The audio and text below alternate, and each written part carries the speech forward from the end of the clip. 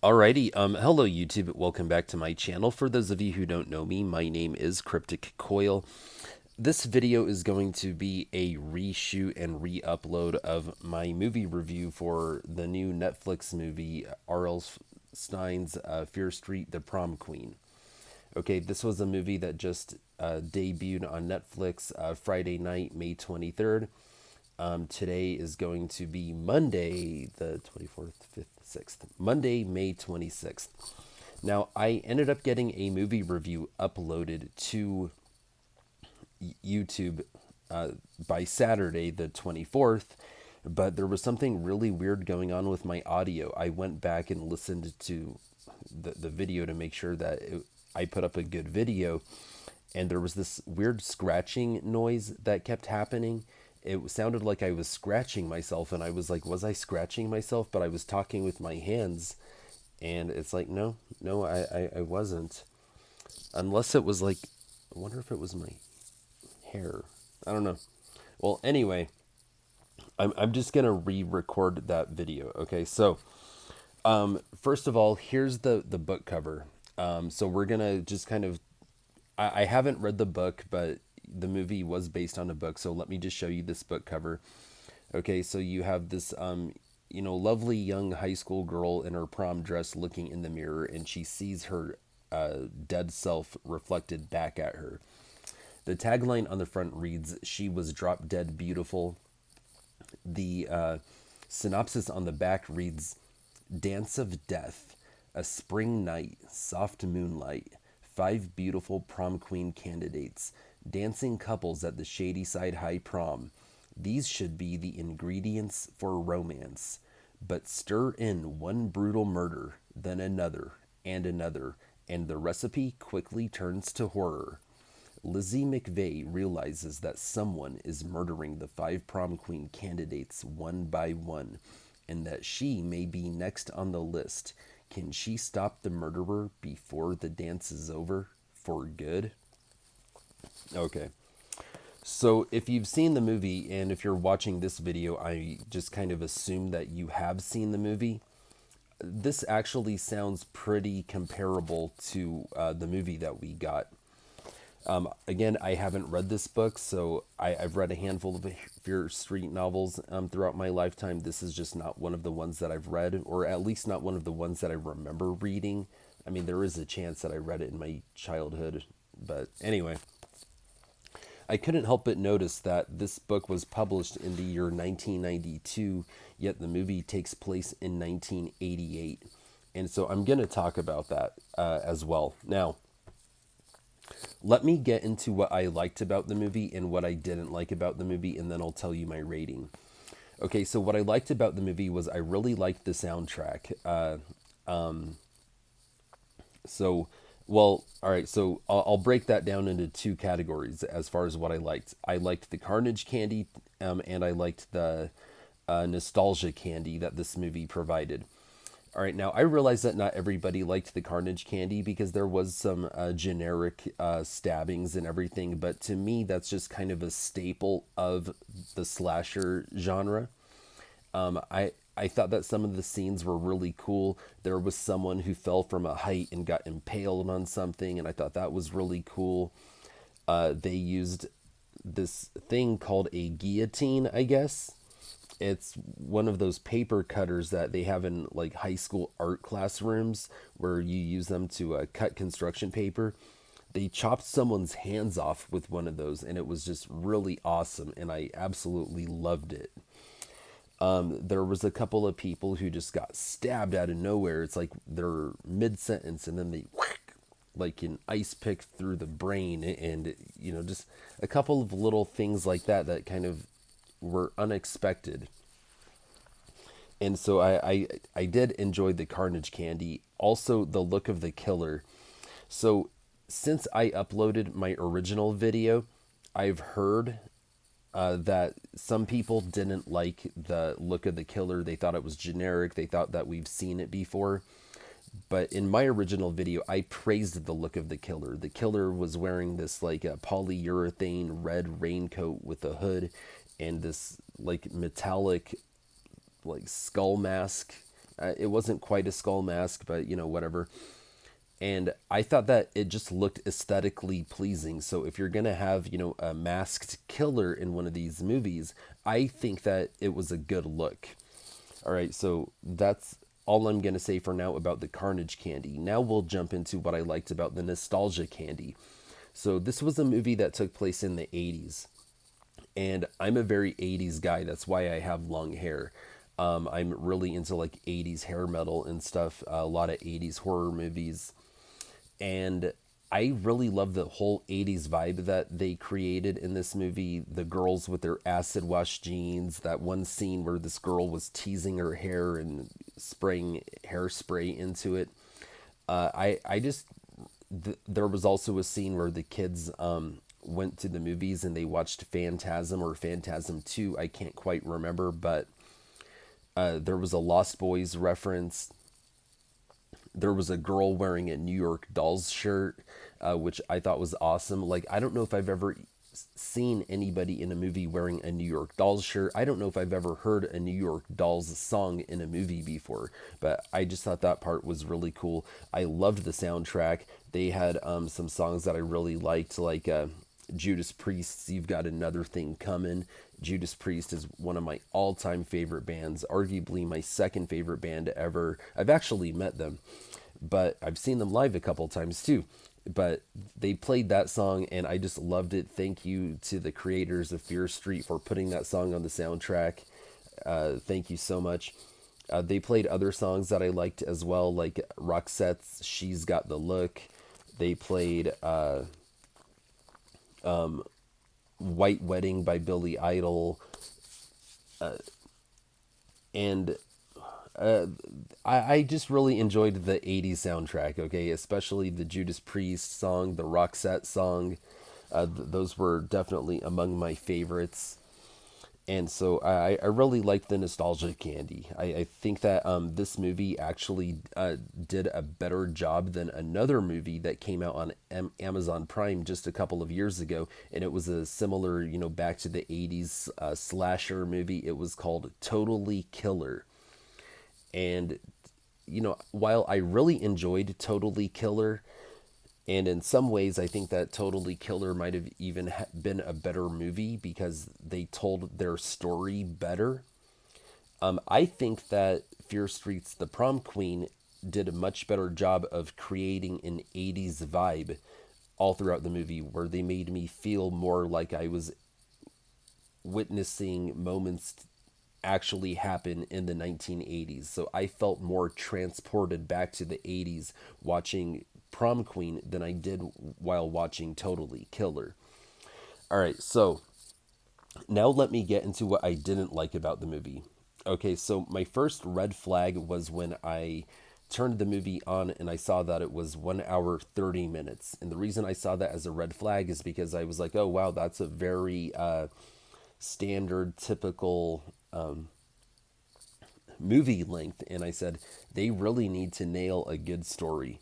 And they only got 90 minutes to do it. Let's see if they're going to make the most of this 90 minutes or not. Because it can be done.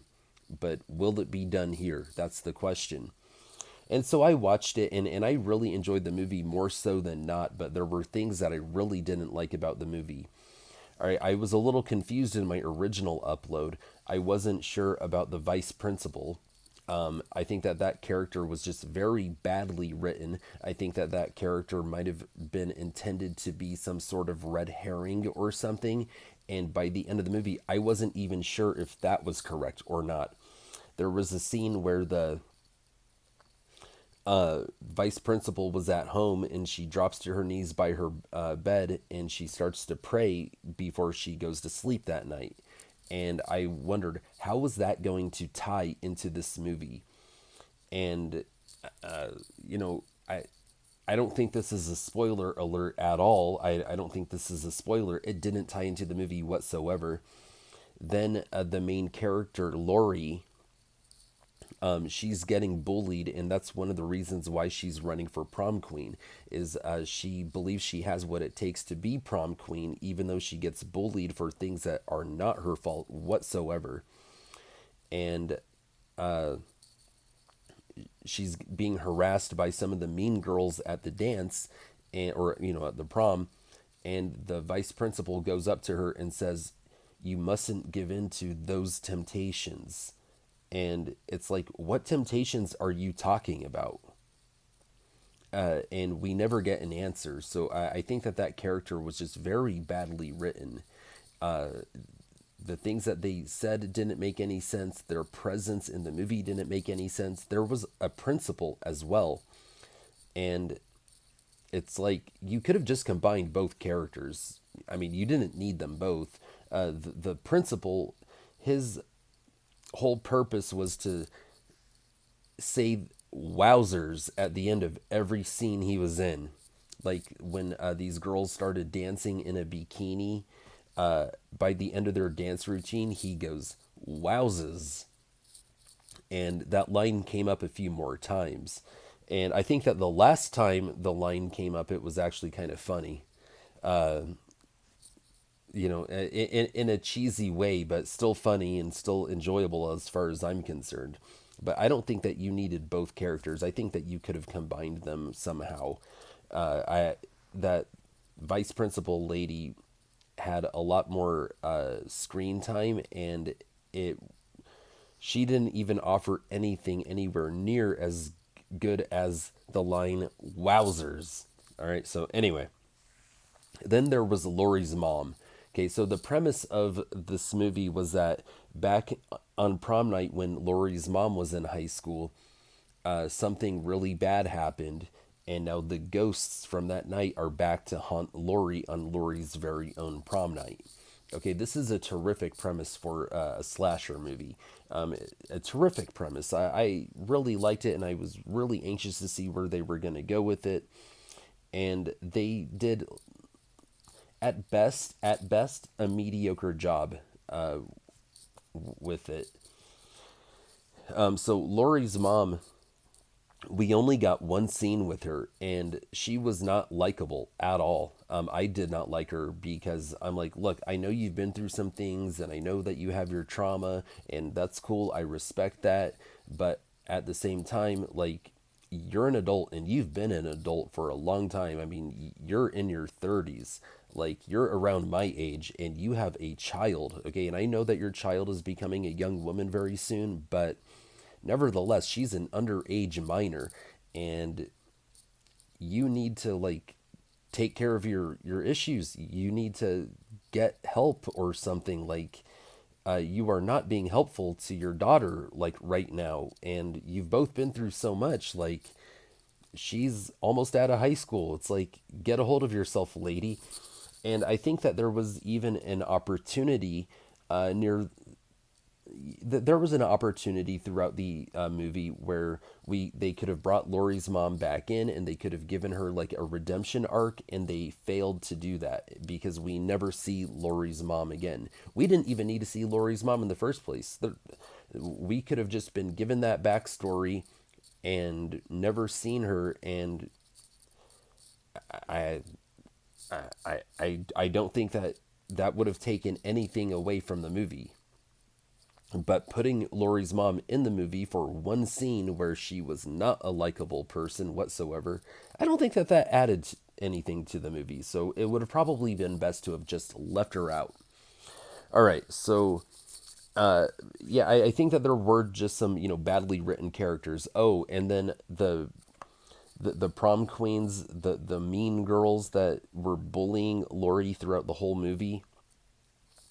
They were just so over the top. They were so over the top mean and everything. It wasn't really believable. And the problem that I have with that is that I think it's the consequence of lazy writing. I think that in order to establish these characters as the bad guys, they just made them these ridiculous, over the top characters. And it was just really annoying because and I think that the actors did a great job. I don't have a problem with their acting, but the lines that they were given to say with their screen time, it was just badly written, over the top, exaggerated bullying. And it was just obnoxious, to say the least. So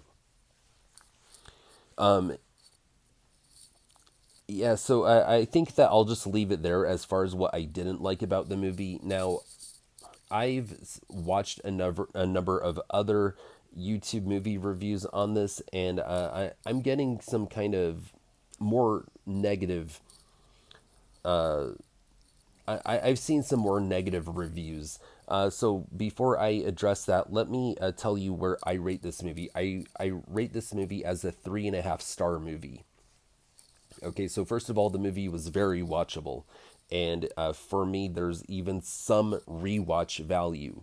Okay, so I'm giving it 3.5 stars. Now, a 3 star movie rating to me does not mean that there's rewatch value in it. It just means I'm not livid that I spent an hour and a half, 2 hours watching a movie. That's all it means. But I'm giving it an extra half a star because I feel like there's a little bit of rewatch value in it.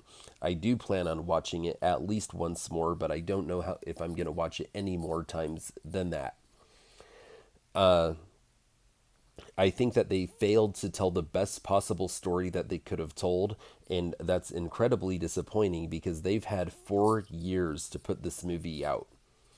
And I think that with all the hype and all the fanaticism that surrounded the original trilogy that we got back in 2021, they really had a burden to deliver another solid punch with the next installment in this franchise, and they barely did that. They barely made a watchable movie, and I don't want to say barely watchable movie, but the what hurt this movie more than anything was the story, the way the story got told. Not even the story, it was the way the story got told, and that's where I think that they dropped the ball. And I know that for a fact that they could have done better than that. The question is not could they have done better than that? Why did they fail to do better than that? I think that's the question. And ultimately, I think that they left, something to be desired out of this movie. And one of the things that I think that some of us desire is for more movies in the Fear Street franchise. And I'd like to see more movies in this franchise because I think that this franchise has a lot of potential. It has a lot to offer. The people who are involved in making these movies have a lot of material to work with. They can do so much with it. And if they do it right, if they play their cards right, they can turn this franchise into something that can compete with any of the big hitters in the horror slasher genre. They could compete with Texas Chainsaw Massacre, Scream, Nightmare on Elm Street, Friday the 13th, Child's Play, all those movies. And right here with this first movie after the original trilogy, they're not giving us a lot of hope. And that's a real shame because if they needed to make this movie a little bit longer in order to tell a better story, I think that everybody would have been okay with that. We didn't need it to be exactly an hour and a half. We could have gone an hour and 45 minutes. We could have gone 2 hours if the story and the way it was told made it worth our time. Instead, I think that they kind of just gave us like the bare minimum. Yeah, the cinematography was good and the 80s vibe was good if you're into that sort of thing, and the soundtrack was good if you're into that era of music.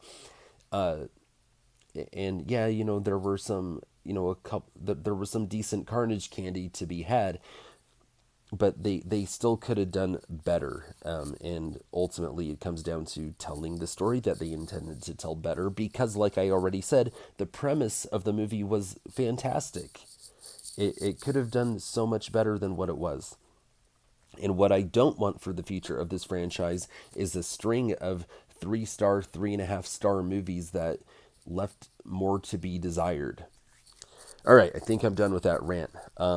There are some people out there who did not enjoy the movie quite as much as I did. There are some people that would not give this movie a 3.5 star rating. In fact, I'm a little nervous. Like here I am offering that rating, And it makes me wonder, wow, are people going to lack trust in my judgment? But it is what it is. I'm just being honest, okay? I grew up a huge R.L. Stine fan. Now that I'm at this point in my life where they're finally starting to make, movies based on his books and everything, I'm just here for it. Okay, I just want more. And so, I mean, this is my niche. This is something that I'm into. And some of the people that I've watched, I don't think that they're quite as into R.L. Stine and vintage young adult horror books as I am. But that's okay. I'm just, telling you what I think. I'm not telling you what you should think. But anyway, I think I'm going to just go ahead and let it go right here. But thank you guys for watching, and sorry if you've already watched this video, the original upload, but please let me know in the comment section whether you agree with my take or disagree with my take. Again, thank you for watching. Horns up and peace out.